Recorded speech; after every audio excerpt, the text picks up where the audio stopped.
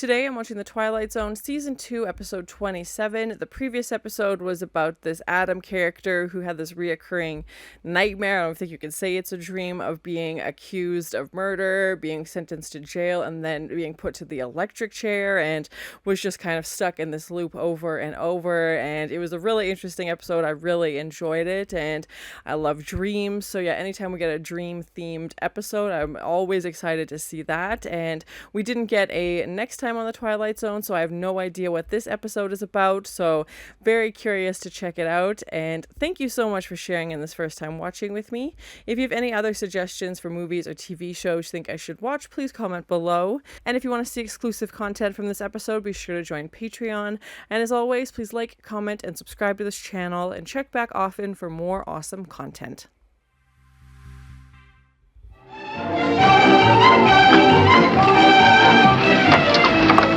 Those poor guys in there like a sardines.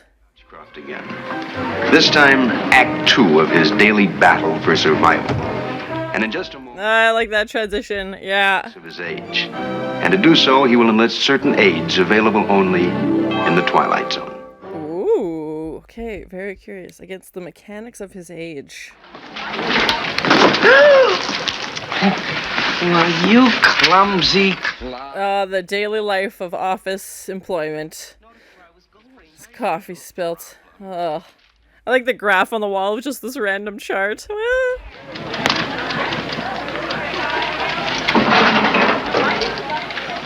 And to just hear the office noises in the background, the chatter, you can't hear exact words, but you can just feel this is such a good soundscape. You feel like you're there, and yeah, just corporate office life. fresh vegetables, greens.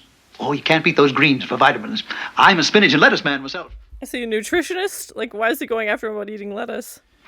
If you'd really like to know, Mr. Rogers, if you'd really like to know precisely what... I like this mirror shot and getting his reaction and reflection in the mirror as well. Coming to work on the subway at 7:30 every morning. He's like, listen, life's exhausting, okay? If I had my way, here's how I'd fix the universe. I'd eliminate the people. All of them? Oh my god, that's horrible. Destroy them, decimate them. And he really hates people. Me, Archibald Beechcroft Esquire. Well, we've seen how that plays out before, and you'll break your glasses, and then you'll be real upset. People.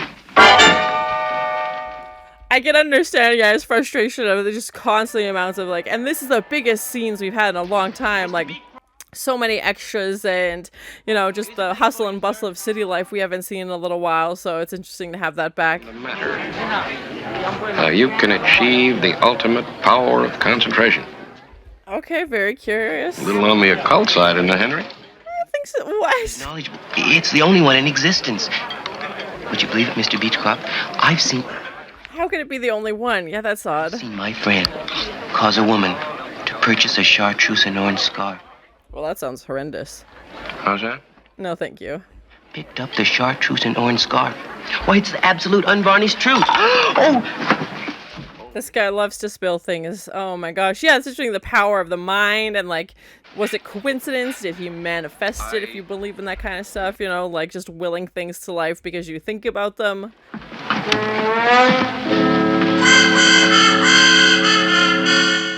Yeah, that's so crazy because in present day, there's lots of content about mindfulness and, your thoughts and let it go and all of these theories. But I imagine at this time, probably not so much. So for him to get this book about being able to change your thoughts like that, maybe it was more common. Yeah, let me know in the comments. I am not super familiar with it, but I imagine it would have been somewhat rare. He even refers to it as almost the occult, which is crazy. It's just elbow deep in people. That's nuts.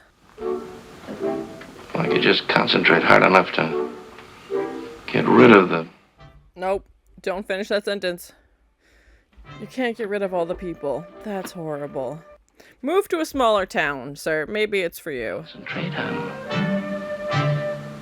getting rid of the people. This seems like a very scary pathway to start thinking down. Go away. Disappear. Be extinct. Mr. Beechcroft? Go away. Is he just trying to almost wish it into life? Yeah, if he uses his mind and whoa, she is disappearing. That was a cool effect. mind. He's like, no, it's not real. Go away. And away she went. Today, the landlady. Tomorrow, the world.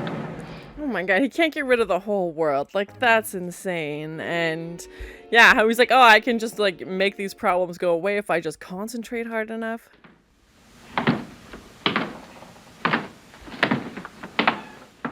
Yeah, that's crazy. The subway is completely empty now just because he closed his eyes and concentrated. And it's making me wonder if it's real or if he's just had time to take a deep breath, process things, and actually, like, be okay with the situation and kind of in his own bubble, and that there still is people around him, but he's just, you know, focused on his own thing, or if he did really make the world disappear, which is crazy. Who's going to be driving the train? So you need somebody to drive the train.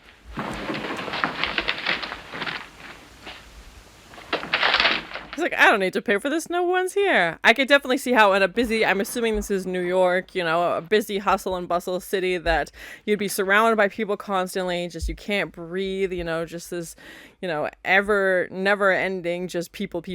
And I could see how that would get, you know, very overwhelming, and, you know, the need to have his own space. But it's reminding me of like I Am Legend, you know, like I feel like he's going to get real bored real fast when there's no one around.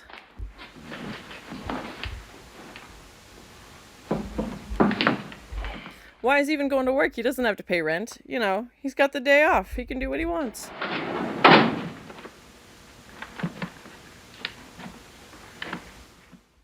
That's a cool shot. Yeah, the streets are empty. He's like going through, you know, these files. And it's reminding me also of a TV show called Last Man on Earth. It'll be just about enough of that. And now he's literally stopping time. Oh my gosh, this guy is power hungry. Follow. Again, I think he could have accomplished the same thing, like maybe moving to a small town. He didn't need to erase everybody, but... How does one occupy his time? Too much of a good thing? That sounds like his own voice. Oh my god, his reflection in the glasses! That's crazy! I wouldn't say that. But you're thinking it. Mind over matter, sir. Now he's losing his mind. Because now he's alone with only himself for company and only his own thoughts. Bored to death, aren't you? And to have it in the picture and stuff behind him. Two suggestions as to how to occupy my time. So he's like, yeah, if you know what to do, let me know, please. You are bored to tears. I've done away with them. For good and all, mind you. For good and all. I mean, he's got the whole world to himself, or at least, you know, this part of the city. Why is he in the office? How about it? I love that shot. That's so cool. And same with the reflection. Content. I am honestly and truly content for the first time in my life. You're talking to yourself, sir, with a paper airplane. Like, an earthquake. And cue the earthquake. Yeah, I thought maybe he was going to say, like, a girlfriend or something like that. But I go straight to earthquake? What's wrong with him? No, not that. Everything you think now comes true. How about a nice little electrical storm? Why is he picking, like, natural disasters and, like, he's gotta go, like, just go home. What are you doing? Forget it. You have the power to alter things with your mind, sir. And you're causing thunderstorms. Wouldn't be my choice, but, you know, everybody does their own thing. Let's go.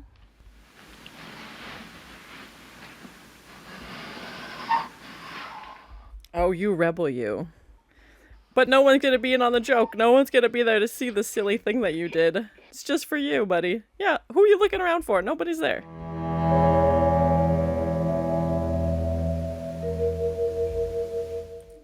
There's been quite a few mirror shots in this, which is interesting. Because usually it's tied to, like, themes of, like, identity. For that matter. There frankly isn't a breed or a species of human being that I can stomach. Get a dog or something. Get a pet. Like, you need a companion. A cocker spaniel. people who I can stand. People like myself. He's just gonna bring back himself over and over. Oh, okay, he's playing God here, that's for sure. Full of Archibald Beechcrofts. Now, that's a thought. You bet your life is a thought. I like how he's just mocking him, yeah. I'll concentrate, and I will that from now on, everyone I see will be like me. And like, what does that say? That he only wants a world of people who are just like him. Oh, dear. They're just a mob. They're a dishonest mob. Kindly deposit 10 cents for the purchase, please, or shall I call the police? Oh my god, now they're all him. Yeah, they're all him and he hates it. Oh my gosh, how weird would that be to see your own face? Oh my god. Everywhere.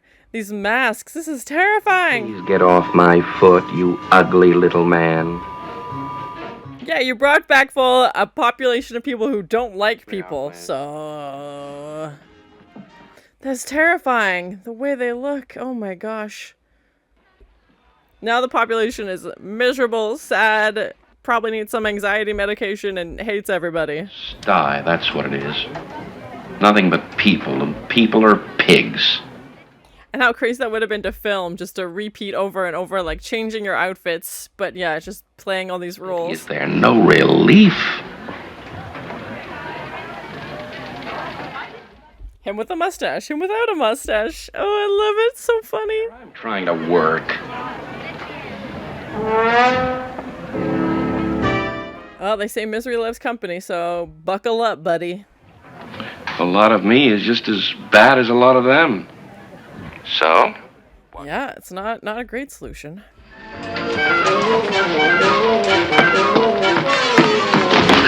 Oh! And yeah, he's back to getting coffee spilled on him.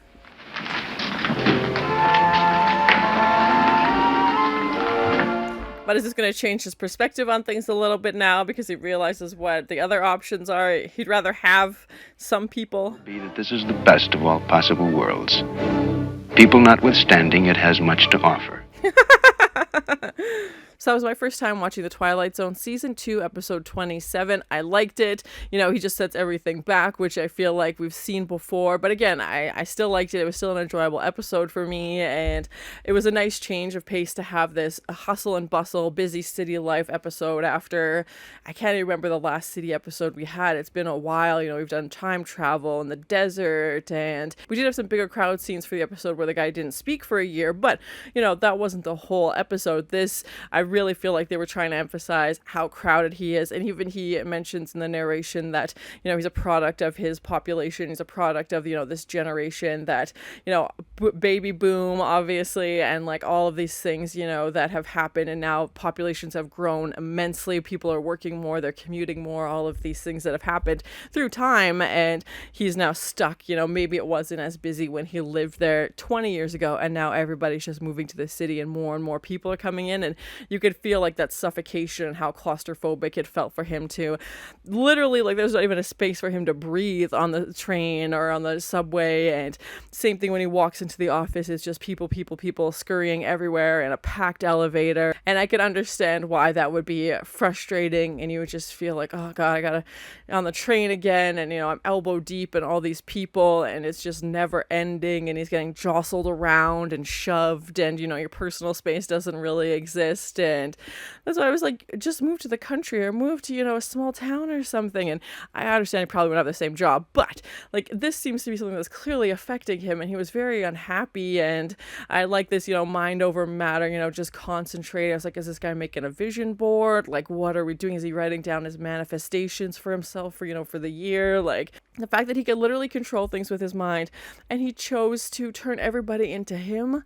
Very bizarre, maybe a bit neurotic and a bit, you know, egotistical to be like, well, if everybody's not like me, I don't want to be a part of it, and thinking that he's the best, and, you know, only wants to surround himself with that. And I mean, there's probably a lot you could pull apart there, that he only wants to be around people who look like him and act like him and talk like him and think like him. But, you know, the fact that his way is the best way, and he ends up surrounding himself full of miserable people because that's what he is. He's not happy. He's not enjoying his life. And now he's stuck only having conversations with himself is what he was doing anyway. And I really like that shot we had of the glasses, and you can see, this person talking in it, and the same with on the wall, that graph picture he has, and he's stuck just talking to himself because he's bored. And, this thing's like taunting him, even saying like, oh, you're so bored. And he doesn't even make it like 6 hours throughout the day. I'm like, sir, why are you going to work? You disappeared your landlady, you disappeared your rent now, so why are you going to work to pay bills that don't exist and to go out and eat by yourself? Or like, what are you going to do with all this time? Like, I feel like it would have been cool to see him, a different opportunity for him to explore and like try new things, but he just does the same stuff he's doing every day. Like, he just goes and sits at his desk and genuinely does his work. Even when he pulls out that envelope from the filing cabinet, I was like, oh, he's getting the checkbook or something, he's gonna write himself $1 million and take off. No, he just sits there on his typewriter and does his normal work, and then his like one act of defiance is to write a little mustache on that poster. I was like, good job, living the wildlife now. And so you could travel, you could, you see the streets are empty, you could do whatever you want, definitely reminded me a little bit of I Am Legend, even when he goes to like pay for the newspaper, but nobody's there. I don't know who's driving that train. Might be a plot hole, but we don't need to get into that. It's not super important. But yeah, he had the opportunity to live this life completely in solitude. He can make thunderstorms, he can make earthquakes, like he's doing all these things to keep himself entertained because he's so bored, and that's not even good enough. And, it's just the fact that he's stuck by himself, but bringing back people who are only like you. And that scene where he gets into the elevator, and yeah, let me know in the comments if you know how they did that. I'm assuming it was all masks, but yeah, let me know. Some of them looked a little bit better than others, but every single person in that elevator, in the station, and at work, and we have that one dolly shot as well going past the different desks, and it's him with a mustache, him with glasses, changing all the outfits, and it's still his personality, it's still his approach to life. And his approach to life at that moment was, this again, I don't want to be here, grumpy and, a little bit anxious and doesn't want to deal with people, and, isn't even happy to see himself, which feels like a whole other thing you could get into. Like, he's not even like, oh, a face I recognize, yes, good, let's, like a relative or something, maybe you had a brother who looks just like him or something. But no, it's literally just him, and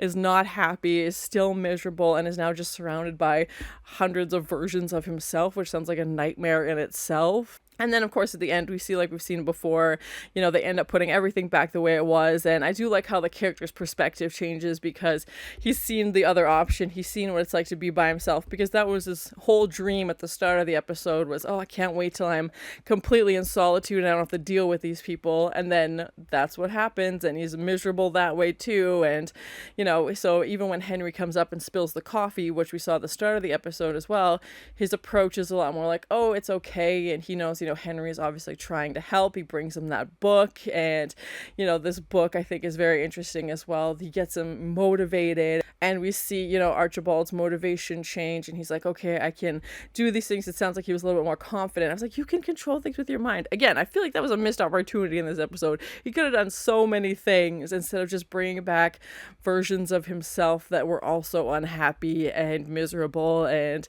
now hopefully his approach is, maybe he'll still get frustrated with people. I'm not saying that it's going to be gone for forever, but maybe he'll have a little bit more kindness, a little bit more patience, a little bit more tolerance, and, to living in this big city, and hopefully, not get so annoyed every time something happens. Maybe his approach to life will be, a little bit more open-minded, and he won't go into it, with his head down, just, hating everything every day all the time, because that's probably also exhausting. And we've seen that before in episodes where, a character is able to see the other side of things and decides just to put things right back the way they were, with no real change other than their, their perspectives and their approach to things. We had a lot of scenes with mirrors in this episode, which to me represents, themes of identity. And even in the beginning, when he goes to the bathroom, he just wants 5 minutes to himself to sit down. And then his boss comes in and starts berating him about not eating enough greens. And, they have that whole interaction. And I did like that mirror shot where we see his boss's reaction through the mirror, because it's just the one camera. And we're able to see Archibald's reaction, and conversation at the same time. And then,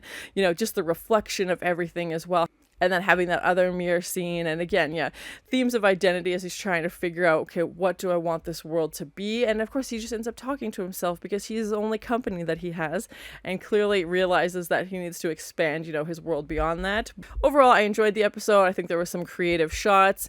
Again, I feel like we've had better twists and, different storylines, but I still enjoyed it. It was still entertaining, and, to see this guy who hates people so much and gets rid of them entirely was terrifying. And wasn't my favorite, but still an entertaining episode. And to see this guy who just wants to be alone, and the concepts of solitude and loneliness, and of course just ends up right back where he was at the start of the episode. And the next episode we know is about this Martian in the snow, so I'm very curious to see where we're gonna go with that. I love sci-fi and these alien characters that we've seen a few times, so yeah, very interested to see where that's gonna go. So thank you so much for sharing in this first time watching with me. If you have any other suggestions for TV shows you think I should watch, please comment below.